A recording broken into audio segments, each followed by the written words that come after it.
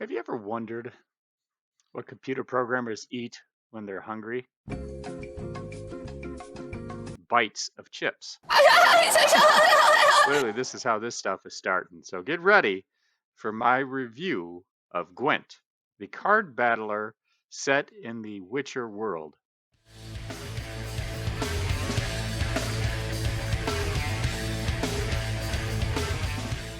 Great series of games. I've played Witcher 3. I think I tested the first two um, a while ago. The series is awesome. You have Netflix, you have to watch the Witcher series. It's great. Um, so this is the Gwent card battler, which if you played Witcher 3, Gwent was in that game. This is a version of it, similar, different. Still a card battler, like most card battlers, like Hearthstone, etc. So let's get into the review. Criteria, which we're going to review all of these games by, including assembly, which is the A in my award for these games. So if you look at assembly, controls, mechanics, online or multiplayer features, bugs, optimization, and was it innovative? So from a control perspective, it's simple. You click, you got your cards, you drag your cards to the front line, the back line. It's easy. There is an online feature. Initially, I was worried when I first started playing that there wasn't enough people playing. I didn't get games to queue very quickly. After one or two levels, that seemed to just go away, and I was getting games like every time I clicked play.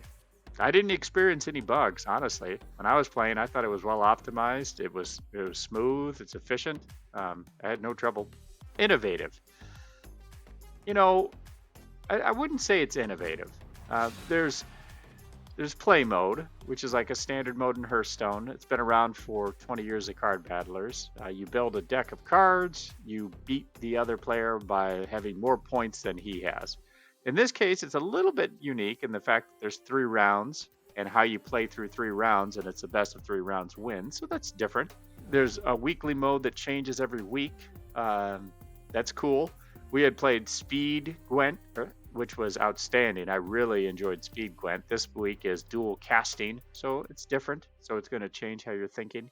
There's a draft mode, which is very similar to the arena mode in Hearthstone. If you played Hearthstone, you draft a set of cards that may, in normal play, not be able to go together, but in draft mode may, and then you play a set of 7 rounds of this particular deck. If you lose 7 times, you're out, as I recall. And then there's a training mode. As far as getting new cards, there's shops. Could you pay money for this? Sure, you could. But most of it, just from what I've experienced, you get kegs. Kegs give you special cards. I didn't see any spot here where I would be selling or spending a lot of money, which is good. As far as the assembly goes, I'm going to get a 7 out of 10. It's simple. I like the online multiplayer playing. I like the week changing. The one thing that is unique too, they just recently updated that the way they're going to improve cards or change cards or rebalance cards is based on community vote. So you log on once a month, you vote on which card should be improved, buffed, nerfed. That's unique. That is innovative. I will give them that. So at least my number value for this, I'd give it a 7 out of 10 for the assembly. You are worth. So is there DLCs? I believe there is one DLC. It adds some offline play. Looks like it was somewhat like a Slay the Spire where you go up a tier and around. I didn't buy that, so I can't honestly give it a review, but there is that one DLC for it. Updates, yes, tons of updates, and I kind of highlighted on that in the assembly mode. There's updates that are coming from the community, and the community's updating the cards, which is cool. Sales, it's free to play. You can pay some money. If we go out here to the journey, and you could unlock premium, which gives you some skins and some, skins. It's just cosmetics. As far as special cards or being able to have more things because of having premium, no. Here's standard, you get keys. And the premium version, if you unlocked it, you get, a skin of Geralt. It's different, some different pictures, get kegs of cards. But honestly, you can get all these cards as you play. there are people who love this and will spend tons of money on getting cosmetics. So you have that option, and premium is not terribly expensive. It's like $9. Otherwise, completely free to play. So as far as a value, you can get in, play this game, play it from start to finish, and be competitive without spending a dime. So it has great worth. I was giving it a 9 out of 10 for worth. Aesthetics. Let's head to that slide. Aesthetics, graphics, story, sound, music. Graphics, I think they're good. For a card battler, I like these graphics. I think they look cool. You can see the skins of the leaders. The cards are cool. The board you play on is neat. The music is good, very good. I have it turned off right now, just so you can hear me speak about this. But the music is great. Geralt is cool. He's kind of skinny on the one you get for free, which is weird. But other than that, as far as the aesthetics, again, I'm giving this we'll give it an 8 out of 10. The aesthetics are solid. Replayability. Difficulty. It's easy to pick up. As far as being difficult, there's obviously a fair number of cards you need to learn and how they play together.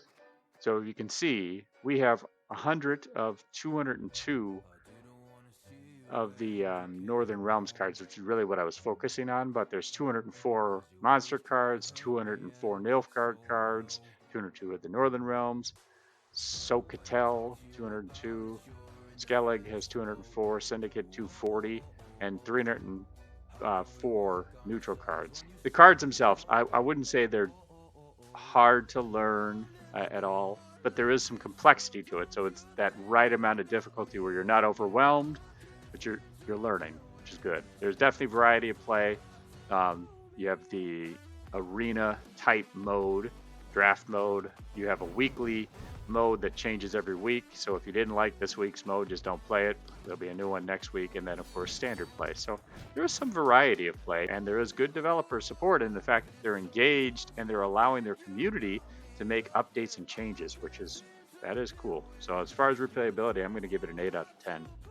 Into the dopamine effect. It's good. I enjoyed it. I mean, I could sit and play this for hours and really get involved into the deck building, especially that speed Gwent. I really enjoyed that, and that was one of the weekly games. I sat and thought about plays, and I was writing notes. And if I get into writing notes on a game, I know I'm hooked. It wasn't a game I started dreaming about. That's when I'm really into a game, when I start having dreams about it. But it was good. Definitely has some of that thought-provoking of how you're building the decks. There's some excitement when there's 2 or 3 matches I won by 1 point into the 3rd round and made some tough decisions in the 2nd round of dumping the game to get to the 3rd round. So yes, thought-provoking. There was excitement. I give it a solid 7.5 out of 10.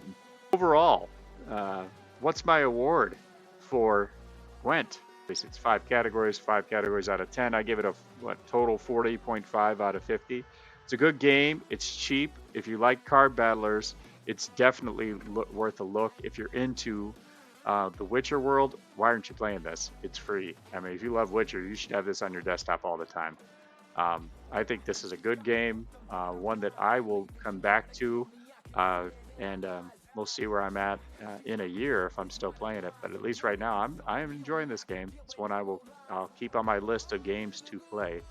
Obviously, my Steam list is getting too big, but this is a solid game. So I hope you enjoyed my review. And if you like Gwent, you like card battlers, give it a look. Take care.